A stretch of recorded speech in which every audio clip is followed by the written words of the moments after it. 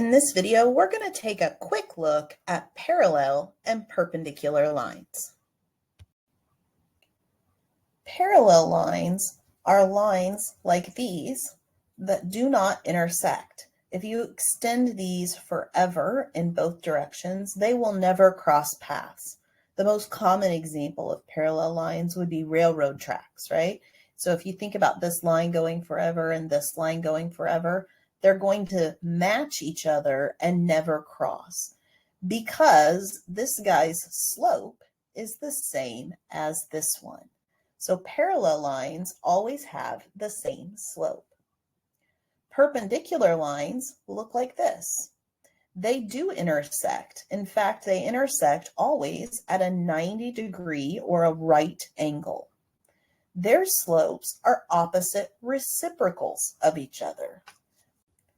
So, for example, if you knew that you had a line with a slope of -2/3, if you knew m was equal to -2/3, the perpendicular slope would be opposite of that. So if mine's original one is negative, this one's going to be positive. And reciprocal means we're flipping our fraction upside down. So it'd be 3/2. So these slopes would make two lines intersect at a 90-degree angle. One's always positive and one's always negative, or vice versa. And the fractions are flips or reciprocals of each other. In example 1, we're asked if these two lines are parallel, perpendicular, or neither. And the way to figure that out is to know their slopes. So for the first line, what would his slope be? Well, you notice we're in y = mx plus b form, or slope-intercept form, which means the slope of this line is -4.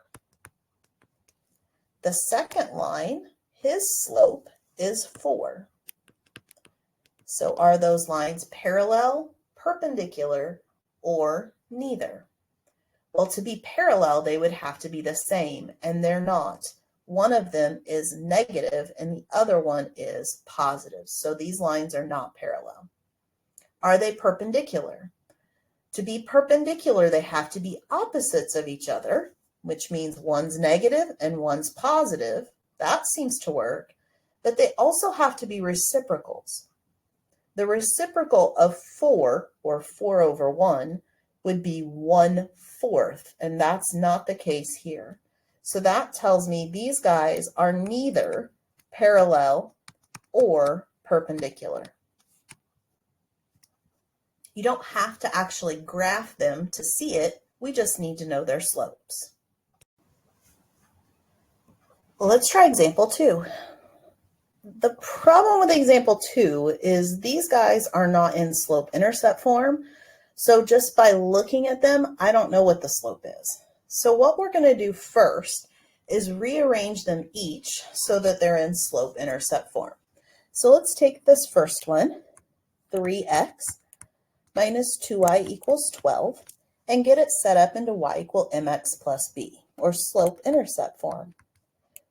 We're going to move that 3x over by subtracting him. Now watch out, that 2 is still negative, so -2y. These guys are not like terms, so we're not going to put those together. And then to get y by itself, we need to divide everybody by -2.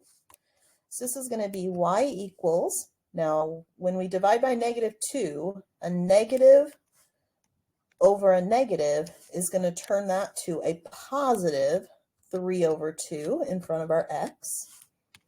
And then 12 divided by -2 is -6, so -6. That tells me that the slope of this line is 3/2. Now let's do the next line. It's 4y = 6x minus 4. To get it in slope-intercept form for this one, all I need to do is divide by 4. That's going to cancel out. And we're going to get y equals, now remember everybody's divided by 4, so 6 divided by 4, and then make sure we reduce that fraction. That's going to be 3 over 2 in front of our x. And then negative 4 divided by positive 4 is negative 1. So our slope for this one is 3 over 2. Now we need to compare our slopes. This one is 3 over 2, and this one is 3 over 2. Whenever you have matching slopes, that tells you that your lines are parallel. They are never going to cross.